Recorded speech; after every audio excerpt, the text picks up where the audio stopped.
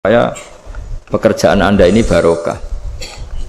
Kemudian yang terakhir saya beri ijazah tentang Al-Fatihah ya, karena ini surat yang populer. Kalau saya ijazahi Quran 30 juz pasti sampean nggak hafal. Atau ijazah surat Baqarah. Kalau mau Baqarah mau. Ijazahi surat Baqarah mau 2 juz setengah. Mau Mas Asep? Ya Fatihah aja yang gampang ya. Nah, ya kulhu Fatihah ini paket ringan ini. Tapi pahalanya apa? Besar.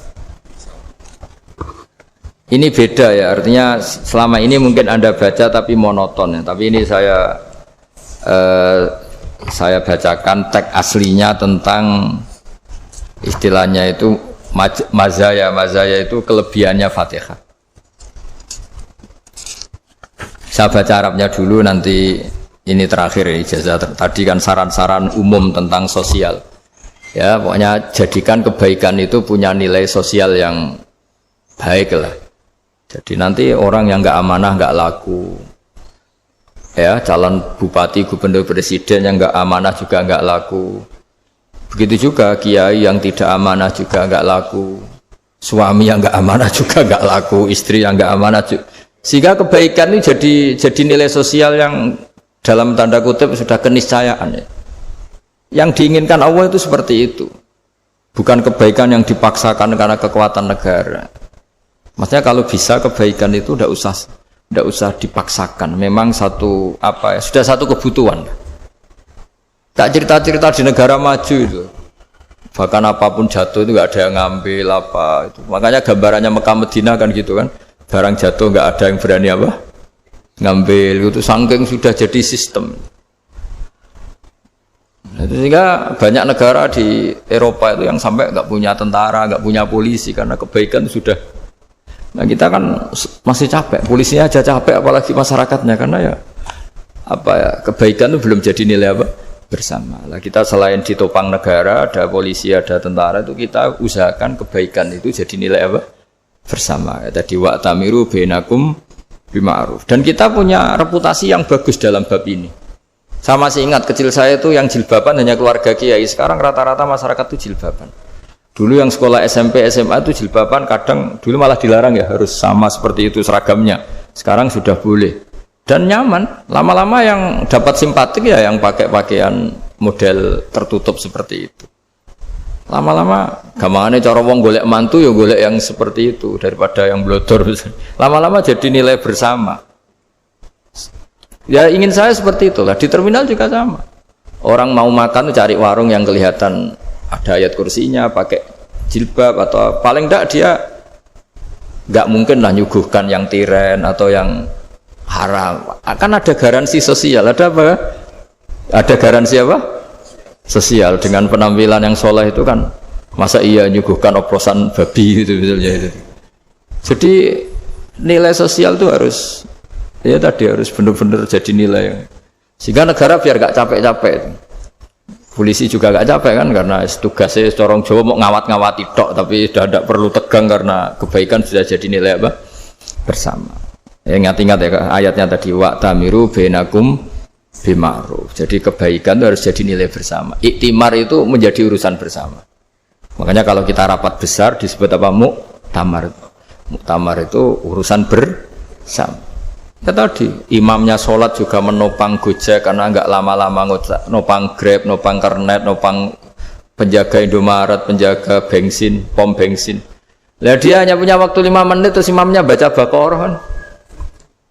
Iya imamnya mursyid, mungkin dia tambah lama tambah dapat aplaus dari muhibbinnya, tapi makmumnya dia tambah lama tambah dapat penghormatan dari pecintanya, tapi kitanya wah khusyuk wali kan, dia dapat status naik lah. Kita yang sudah tidak ikut jadi wali diganggu apa pekerjaannya. Kalau ada imam seperti itu sampai mufaroqah saja, niat ya Allah sampai sini saja saya makmum orang itu, silakan orang itu punya urusan sendiri dengan jenengan ya sudah, atau salib saja apa. Nah, itu boleh kalau dalam fikih namanya apa mufaroqah. Mufaroqah itu niat, tapi kamu jangan langsung selonong mufaroqah, niat dulu pamit sama Allah bahwa sekarang mau mufaroqah. Tapi ya jadi sholat yang aneh kan, imamnya masih rukuk, kamu terus sujud, terus apa-apa selesai ya. Mungkin dalam pandangan itu orang lain ini maksudnya makmum gimana ini kok begini. Tapi sudahlah Allah Maha tahu. Nah, insya Allah dimaklumi. Ya saya baca tentang Fatihah ya, karena sampean pasti sering baca Fatihah. Supaya apa? Sekaligus jadi jimat lah gitu. Jadi kalau kamu sering di jalan-jalan yang mungkin sepi atau mungkin kan tidak semua teman Grab itu nasibnya bagus yang di Semarang Jogja. Mungkin yang di Kalimantan di Papua kan ada yang 10 kilo gak ketemu rumah, ya kan? Ya lihat di TV itu kan kasihan kan, udah 10 kilo gak ketemu rumah, penumpangnya kewekar preman tuh kan, ini makan orang enggak kan gitu. Kan ujiannya dua, kalau penumpangnya cantik itu ya kecoba syahwat, kalau preman takut, jadi orang itu selalu ujian itu. Sing sedengan itu kan jarang orang itu. Jadi kalau penumpangnya perempuan cantik ujiannya itu syahwat, kalau preman ujiannya ketakutan. Kalau orang yang lemah bawa uang ujiannya kamu ingin garong. Jadi hidup itu memang semuanya ujian. Liyabluwakum ayyukum ahsanu amala. Makanya saya sering ditanya oleh teman-teman, Gus, nah ujiannya kenal wong wedok elek piye sama? Kenal wong ayu ujiannya syahwat, kenal wong elek ujiannya ngenyek, itu sama-sama dosa. Syahwat ya dosa, ngenyek juga dosa. Welek keriting untune metu ya dosa ngomong gitu. Kadang-kadang orang berpikir enak kancanan wong elek gak dosa. Kata siapa kancanan wong elek itu ya dosa karena bawaannya ngenyek. Ngenyek itu menyepelekan itu. Makanya saya itu ya nggak mau berteman sampean. Nanti kan bawaannya ngenyek atau seneng ya tidak tahu. Ya sudah ada takdir saja kalau ketemu ya tak ulang ngaji gitu. Tapi ini ngaji terakhir, setelah ini ngaji biasa aja, tidak usah resmi gini. Ngaji kok resmi aneh. Pokoknya nanti suatu saat kalau pandemi sudah berlalu saya akan ngaji Rebone. Ini ngaji. Ini ngaji yang kurang bagus karena ngatur kiai kurang berkah ini. Nanti tapi ya lumayan lah masih mau ngaji. Ngaji kok tanggal ini jam ini. Sekarang suatu saat kamu tak panggil, Mas Wahyu datang ke sini jam ini tidak mesti bisa. Mungkin pas ada acara apa? Oh, maaf ke sini pas ngecek pas apa. Jadi ya sudah tapi tak maafkan enggak apa-apa. Takdir ya. Tak bacakan supaya sampean tahu keramatnya bismillah. Nah, sebelum saya bacakan bismillah Fatihah, tak beritahu tentang ilmu tafsirnya karena ini penting sekali.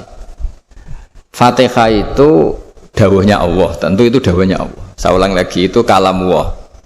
Tapi yang sudah diberikan kesampaian ke kita semua. Sehingga seakan-akan itu menjadi dawuhnya kita ke Allah. Jangan salah loh ya. Fatihah itu dawuh Allah tapi sudah diberikan ke kita. Sehingga posisi kita itu yang punya itu. Nah, kenapa ini perlu dijelaskan? Karena nanti ada kalimat iyyaka na'budu wa iyyaka nasta'in. Kalau itu masih kalam Allah, berarti Allah ngomong ke kamu, ngendikan ke kamu, kepadamu aku menyembah. Masa Allah menyembah kamu? Nah, sehingga ilmu tafsir itu menyelesaikan itu dulu ya. Saya ulang lagi ya, sebelum sampean sering baca Fatihah, aku yakin ya sering baca. Tapi barokahnya tidak paham itu tidak pernah janggal. Enggak paham itu ya penting supaya tidak iskal, tidak janggal. Sebetulnya di kalimat itu ada yang janggal. Kalau Fatihah itu kalimatnya Allah atau kalam Allah, bagaimana dengan kata-kata iyyaka na'budu? Masa Allah ngendikan ke kita, kepadamu kami menyembah? Masa Allah menyembah kita? Maka penyelesaiannya secara ilmu tafsir gimana? Semua ulama mengatakan, bukan satu dua, semuanya mengatakan di Fatihah itu semuanya diberi kawalan kalimat. Saya ulang lagi ya, di Fatihah itu semuanya diberi awalan kalimat qulu, katakan wahai hambaku begini. Ya, katakan wahai hambaku begini. Nah, begini ini pelajaran dari Allah yang sudah diberikan ke kita. Terus kita mengatakan bismillahirrahmanirrahim, alhamdulillahirabbil, termasuk kita mengatakan iyyaka na'budu wa iyyaka nasta'in. Jangan bayangkan Allah ngendikan ke kita. Kalau Allah ngendikan kita berarti gini, hei Wahyu, ihdinas siratal mustaqim, tunjukkan saya jalan yang benar. Nah, nanti kamu terus, ya Allah, Anda aja minta tolong saya minta tolong siapa kan? Jadi panjang kan? Ya, saya ulang lagi ya. Jadi itu di Ulumul Quran diterangkan gimana? Sebelum baca Fatihah, ya. Fatihah itu kalamullah, ngendikane Allah, tapi yang sudah diajarkan ke kita dan sudah milik kita, sehingga kalimat itu menjadi milik kita. Tapi ya kalamullah, tetap kalamullah, tapi sudah menjadi milik kita. Udah paham ya? Ya pinter nah. Ya, karena kalau tanpa penjelasan seperti ini Anda akan iskal. Bagaimana Allah iskal itu janggal, bagaimana Allah mengatakan iya anak butuh. Kan jadi aneh ya? Ya, jadi tak jelaskan secara ilmiah ya. Jadi kata ulama-ulama tafsir, ayat-ayat Quran seperti ini sebetulnya dimulai dari qulu apa? Meskipun enggak dilafatkan.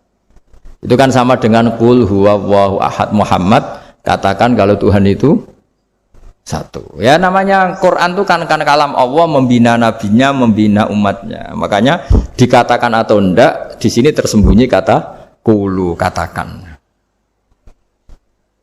Ya. Jadi ya ibarat apa itu? Kamu ngajari anak kamu lah. Le, panggil jenengan bapak kula. Itu maksudnya anak itu kalimat itu kalimat kamu, tapi kamu ajarkan ke anak kamu. Terus anak kamu bilang, Pak jenengan bapak kulo. Nah, ketika kamu mengatakan jenengan itu bukan kamu mengatakan jenengan anakku, berarti anakmu itu bapakmu, kan lucu kan? Anak kamu ajari jenengan bapak kulo. Kamu engkau bapak saya. Terus anak kamu mengulang jenengan atau kamu bapak saya. Berarti itu kalimat yang kamu ajarkan, tapi sekarang sudah milik anak kamu. Kalau itu kalimat kamu kan lucu, masa anak kamu bilang bapak. Nah itu seperti itu. Jadi ulama memberi solusi atau jawaban iya karena abudu. Iya itu sebelumnya ada kata-kata qulu, katakan wahai hambaku, hubungan kamu dengan saya adalah katakan iya karena abudu wa iya karena nasta'in. Terus hubungan kamu dengan saya katakan juga dalam doamu ihdinas siratal mustaqim. Jelas ya, jadi itu kalam Allah yang sudah milik kita karena diajarkan Allah untuk kita. Dong ya? Ya dong, gak jelas ya. Tapi bagus, gak jelas itu bagus. Kalau kamu jelas gak jadi dikrep, jadi gubernur.